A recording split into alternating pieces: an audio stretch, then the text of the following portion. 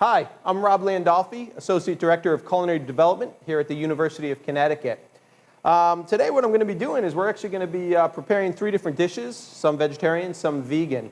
I've been here 21 years, and what I've seen, especially in the eating habits of many of our students, is that they're making smarter choices, healthier choices. We have a lot of students who are more or less leaning towards that flexitarian diet. So they still eat meat, but yet we've noticed they really are gravitating towards a lot more of the vegetables and the fruits, especially plant-based dishes that are full of big, bold flavors that really make them feel satisfied. So the first dish I'm going to prepare for you today is actually a farro risotto with white beans, basil pesto, and arugula. This is a dish that was created by Kelly Haggerty, who's actually one of our production chefs here on campus. And whenever she serves it over at the Student Union, you can be sure that I'm the first in line because it's one of my favorite dishes. So what we're going to do is we're going to begin here. I'm just going to heat up my pot. I'm going to show you how to make the farro first. Now normally when we think about risotto, we think about short grain rice, arborio rice. That's usually what's used. But what we're going to use today is we're actually going to use farro. Now what is farro? Farro is actually a Middle Eastern grain, high in fiber. It's wheat-based, high in protein. You cook it just like rice, okay? So 2 parts liquid to 1 part rice, 2 parts liquid to 1 part farro. So we're just going to cook that up first. And what the difference is, farro's got a great chew to it, whereas arborio rice tends to be a little softer. I love farro because, again, it adds that whole element of chewiness to the risotto. So I'm just going to put a little bit of oil inside our pot there. I got this over about medium heat. And I'm just going to add our onions right in. Just want to stir those around a second. And all I'm trying to do is I just want to make them translucent, okay? And all that means is just kind of soften them up a little bit. Onions tend to be, a little bit harsh, okay? But when you cook them, they actually become a little more tender, a little more sweet. And that's what we're trying to do here, okay? Then what I'm going to do is, just like you were doing a risotto with rice, we need to wake up our farro. We need to blossom it. We need to make it come alive. So I'm just going to add that right into the onions. And I'm just going to stir it around a little bit. And just give it a second just to kind of heat up, kind of almost like toasting the grain a little bit. Okay? And as soon as you smell a little bit of that nuttiness, okay, that's the signal that we've got to add the next ingredient, which is actually a little bit of white wine. And I'm just going to go around. Just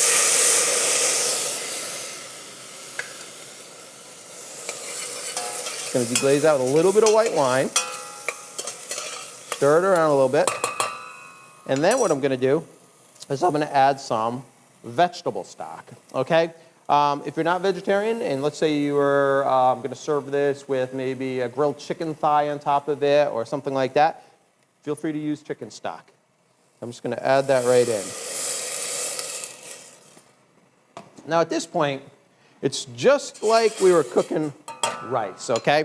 What I would do is I would bring this to a boil and then throw a lid on it, lower it to a simmer, and in about 20 minutes or so to a half hour, we'd have this great chewy farro, okay? And this is what it looks like right here, okay? It blossoms up, it's chewy, it's nutty, it's just a great alternative. So I'm going to put another fry pan right up here. I'm going to heat that up a little bit. And what we're going to do is we're actually going to take our pre-cooked farro and turn it into this risotto dish. So again, a little bit of oil in our pan. Take a couple cloves of garlic. And the garlic you can do different ways. I mean, some people, like to see the garlic. They want to slice it. Other people don't like to see the garlic. They want to mince it. What I do is I don't overthink it, okay? Just kind of crush the garlic with the side of the knife, bring it together, and I just do nice thin slices, just like so. Now, what's interesting about garlic is, again, really good for you. If you feel like you're coming down with a cold, eat a little garlic and you'll be fine. I actually teach a cooking class here at UConn for freshmen and sophomores. And it was funny because we were talking about garlic one day, and I happened to mention to the students how it's so potent that if you take crushed garlic and you actually rub it on the bottom of your feet and throw socks on before you go to bed, you'll actually taste the garlic in the morning. And I read this in one of my food service journals. Well, what was funny is the next week, one of the students actually comes in and they said to me, Chef Rob, I'm like, what's going on? They're like, you're not going to believe it. It actually works. I'm like, what works? They're like, if you rub garlic on the bottom of your feet, you actually taste it the next morning. So I was kind of impressed that a student actually went and took it upon herself to try that experiment. So right here, see our garlic? It's cooking away. Again, I don't want to brown it. I just want to get it kind of tender. I'm going to add in some white beans. Again, that's a nice protein right there. And then I'm just going to put a little bit of our basil pesto in here. Now again, if you want to use pesto with nuts, that's fine. The pesto we actually use here at the University of Connecticut is actually a nut-free pesto. Just going to coat the beans here. Let those kind of just cook for a second. I'm just going to put a little bit of sprinkle of pepper. Okay, now you'll notice I'm not putting salt in here right away. And the reason is that pesto actually has Parmesan cheese. Parmesan cheese tends to be salty. So I kind of wait on the salt. Okay, I'm just going to take a little bit of white wine again, just for flavor. I'm going to let that simmer for a second. That looks great. And then what we're going to do is we're going to add our cooked farro. And we're just going to add that right in there.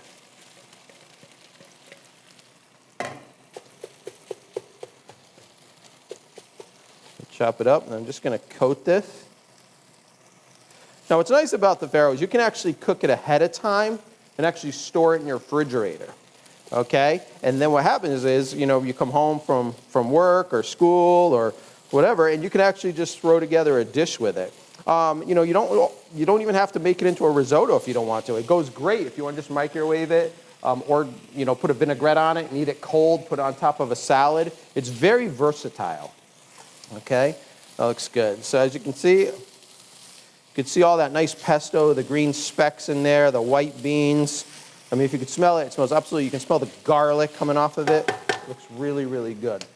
So what we're going to do next, so I'm just going to take a little bit of cream, okay?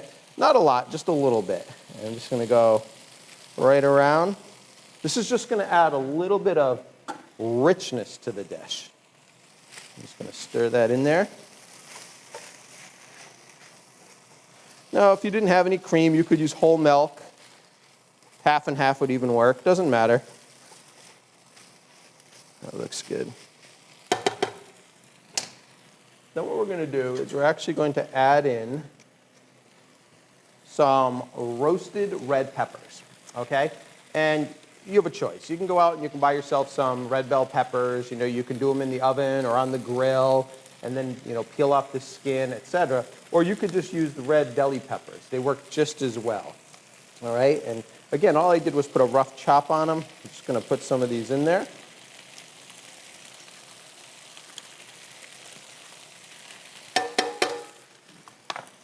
That looks good.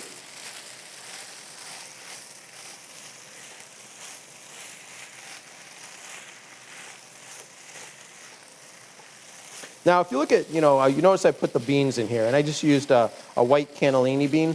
What's funny is, again, in my history here at UConn, we've seen a huge increase in beans, whether it's black beans, chickpeas, cannellini beans, navy beans, etc., garbanzo beans. It seems like a lot of students, especially athletes as well, are looking for those alternative proteins, and they're leaning towards more of those plant-based proteins. Looks good. Just going to stir that around a little bit. Then what I'm going to do is this is arugula. Now, I like baby arugula, okay? And what you'll find is, if you eat it, it's actually got a peppery bite to it. So good.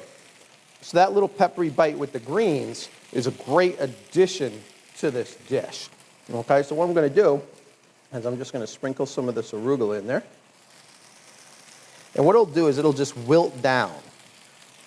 Now, if you wanted to use, you couldn't find arugula, or maybe you looked in your fridge and you said, oh, no, I don't have arugula, but you have spinach, baby spinach, kale, Swiss chard. Any of those greens will work.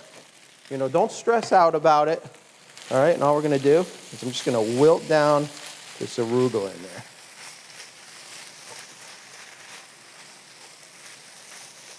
Once it wilts down, I'm probably just going to add, I want to add a little bit more. That looks good.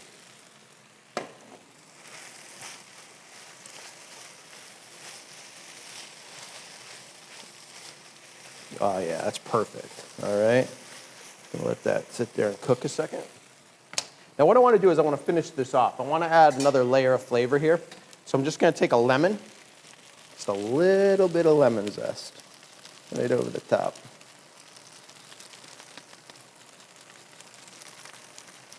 If you don't have a zester, you can actually just use a box grater. That would work fine. Or you can just take a French knife and just cut it off. Just cut off the rind. Try not to get any of the white pith, though. That can add a little bit of bitterness to the dish.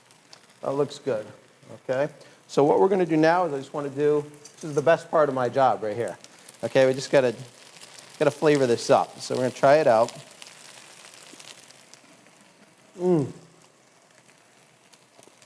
That's really good. Now is when I'll do a little bit of salt. Okay? Just a touch of salt and a little bit more pepper.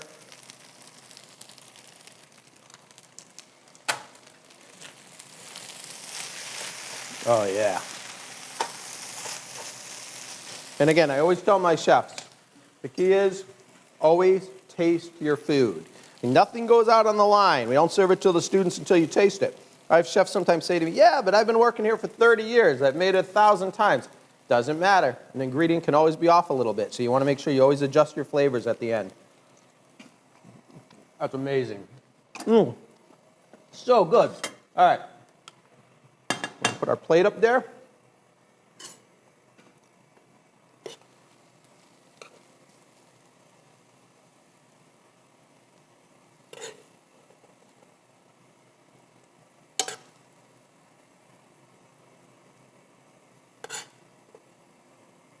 I'm just going to plate that up just like that. A little bit more. I like arugula. I want a little more arugula right on the top there, like that. A couple more peppers. I'm picky. Okay? I'm going to take a towel here. I just want to wipe off the edges, just like so. And we finish this off with just a little bit of shredded Parmesan.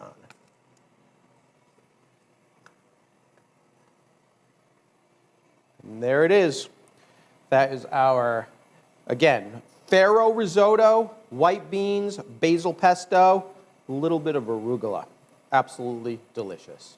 Enjoy.